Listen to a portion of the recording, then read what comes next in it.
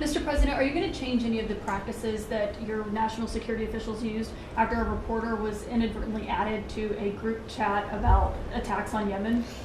Well, I think it's a question I've been asked now, and I've given a few answers, and they've all been the same. We have an amazing group. Our national security now is stronger than it's ever been. We have had a very, very successful, numerous attacks on that area. These are people that shoot down ships, not only our ships, ships all over the world. They're shooting down right out of the water and damaging them badly, or they're going down. They're also shooting anything that happens to be flying in the area. We hit them very, very hard. There was no classified information, as I understand it. They used a app, if you want to call it an app, that a lot of people use, a lot of people in government use, a lot of people in the media use. And I think I'll ask Mike. Mike is here. Do you want to respond to that, please? Yes, Mr. President. You asked about lessons. I think there's a lot of journalists in this city who have made big names for themselves, making up lies about this president, whether it's the Russia hoax or making up lies about Gold Star families. And this one in particular, I've never met, don't know, never communicated with, and we are looking into and reviewing how the heck he got into this room. But I'll tell you what, the world owes President Trump a favor. Under Biden, global shipping was shut down. Pinprick attacks, months between them, our destroyers being fired upon dozens of times. President Trump took decisive action with his national security team, took out the head missileer, knocked out missiles, knocked out headquarters, knocked out communication sites. And for once, as we hear, as you all hear from every one of our allies, thank God for American leadership again. Thank God for American strength. You're welcome. And look, we had a national security team that was coordinating these efforts. As Director Radcliffe testified today, his first day on the job, he was introduced to this app on his government systems at the CIA and at the State Department and otherwise. So, look, this journalist, Mr. President, wants the world talking about more hoaxes and this kind of nonsense rather than the freedom that you're enabling. And a key part of our sovereignty is open sea lanes and knocking the crap out of terrorists, which is exactly what your team and Pete Hegseth, a good friend and fellow veteran, is leading the charge on. And it's an honor. We had a very, very successful, we had a very, very successful evening. And we've had numerous successful evenings and days in that area. The Houthis are absolutely on the run. The worst of them has been killed. This should have been done a long time ago by Biden, but Biden was an incompetent president. He couldn't do anything. He didn't know where he was going. He had no clue. This guy had no clue. This should have been done a long time ago. As they shoot missiles at ships, randomly shoot missiles at ships. And they make their own missiles. You know, this is not an incompetent group of people. They make their own missiles. They get the missiles also from Iran. It's an offshoot of Iran, another offshoot. You have Hamas, you have Hezbollah, you have the Houthis. You got a lot of stuff going on with Iran.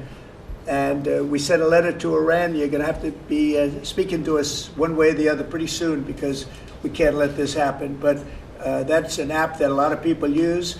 And somebody got on. I mean, happened to know the guy's a total sleazebag. The Atlantic is a failed magazine. Does very, very poorly. Nobody gives a damn about it. This gives it a little bit of a shot. And I will tell you this: that they've made up more stories, and they're just a failing magazine. The public understands that.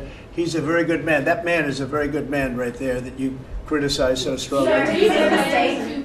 He's a very good man. And he will continue to do a good job. In addition to him, we had very good people in that meeting, and those people have done a very, very effective job, and you're going to see it. And it goes on, by the way. It's going to go on. And I think the Houthis wish that it didn't happen, but that's what it's all about. We have to create a safe country, a safe world, and that's what we're doing. Do you worry that national security was put at risk, Mr. President? Of senior officials using signal. Do I plan to ban who? The use of signal to communicate from senior officials. Well, I don't know I don't know anything about signal. I wasn't involved in this, but I just heard about it, and I hear it's used by a lot of groups. It's used by the media a lot, It's used by a lot of the military, and I think successfully. But sometimes somebody can get onto those things. That's one of the prices you pay when you're not sitting in the situation room with no phones on, which is always the best, frankly. But the best is to be there. In fact, oftentimes I've been in fact, just last week I was in the situation room on something very important, and we had a couple of people hooked up by line, and I said, cancel the line. Sorry, fellas, what you do is we'll tell you all about the meeting, because I know people do get on those lines, whether it's Signal or anything else. Yeah. So are you going to change any procedures as a result of this? Well, I mean, look, we look at everything, and they've made a big deal out of this because we've had 2 perfect months. We are bringing in business. We have another one announced tomorrow, a big one, very big. Like in the history of our country, nobody's ever seen anything like it. And I think probably a lot of people are saying they started by saying it was the greatest first month that a president has ever had, and I think that's true. And now they say it's the best second month, and they had to find something. And this certainly will look at this, but the main thing was nothing happened. The attack was totally successful. It was, I guess, from what I understand, took place during, and it wasn't classified information. So this was not classified. Now, if it's classified information, it's probably a little bit different. But I always say you have to learn from every experience. I think it was very unfair the way they attacked Michael. He's a good person. The person that was on just happens to be a sleazebag, so maybe that's just coincidence. I don't know. But you are going to conduct would an it be investigation, a problem if Mr. the President. Atlantic released all the text messages if they're not classified? Well, I don't know. I'd have to ask the military about that because maybe you wouldn't want that. I don't know. I will say this: that from what I heard, the man that we're talking about, who's not somebody that I don't think most people have ever heard of, he left. He found it very boring, and he left early. He got off the line very early. So I can't speak to it other than that. So he's made up a lot of stories, and I think he's basically bad for the country. But it's a failing venture, very failing venture. They're very upset, and a thing like this is publicity for them. But I don't think we should allow people that are very good, like that man sitting right at the end of the table, who's done a great job.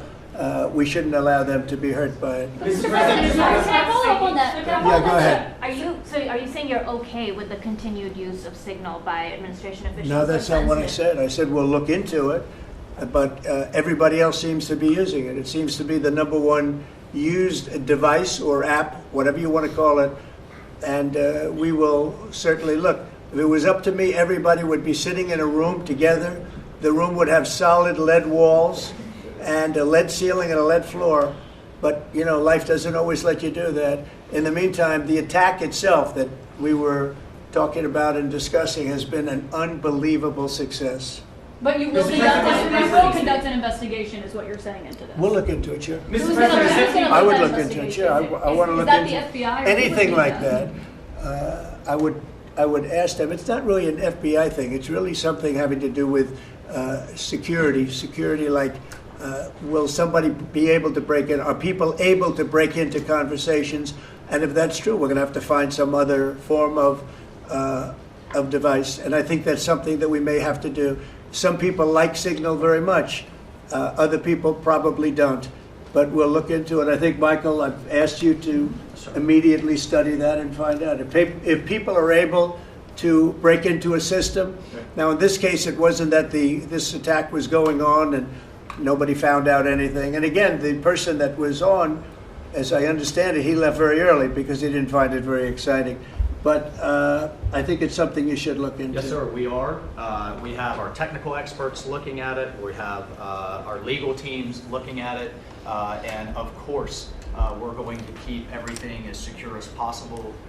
No one in your national security team would ever put anyone in danger. And as you've said, and we've repeatedly said, the attack was phenomenal and it's ongoing.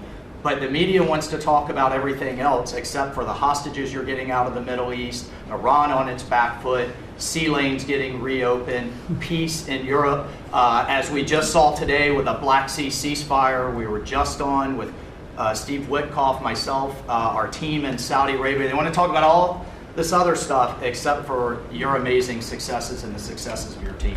One of the other things, and sometimes you have to move very quickly, and there are other devices that are very good, but they are very, very cumbersome, and you're not able to use them, and from a practical standpoint. So all we can do is find out the best we have with modern technology. They'll probably get better over the years. Yeah, go ahead. Sir, on the Black Sea, so the Kremlin has said that there are several conditions that would need to be met for this agreement to happen. This includes sanction relief for banks and some companies. Did the U.S. agree to all of those conditions that they laid out? They will be looking at them, and we're thinking about all of them right now. There are about 5 or 6 conditions. We're looking at all of them. The Minister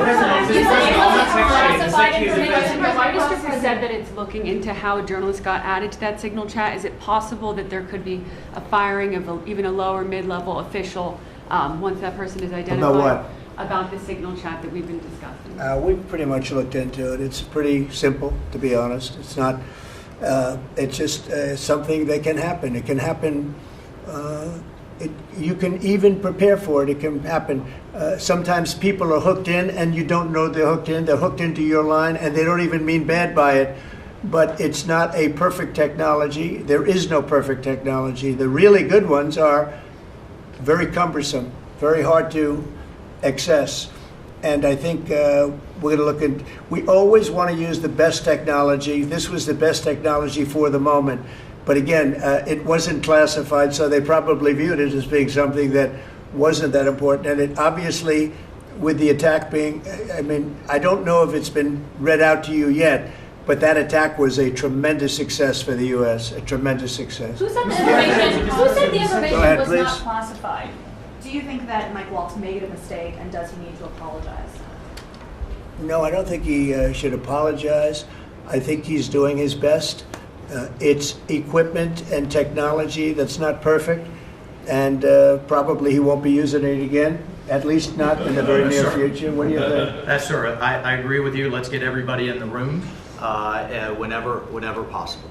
A lot of times you find out defects by exactly things like that, but I don't think it's something we're looking forward to using again. We may be forced to use it. You may be in a situation where you need speed as opposed to gross safety, and you may be forced to use it, but generally speaking, I think we probably won't be using it very much. The Secretary of Defense, on that chain, the Secretary of Defense, Pete Hegseth, and J.D. Vance, the Vice President, said that the Europeans were freeloading. Do you agree with that assessment?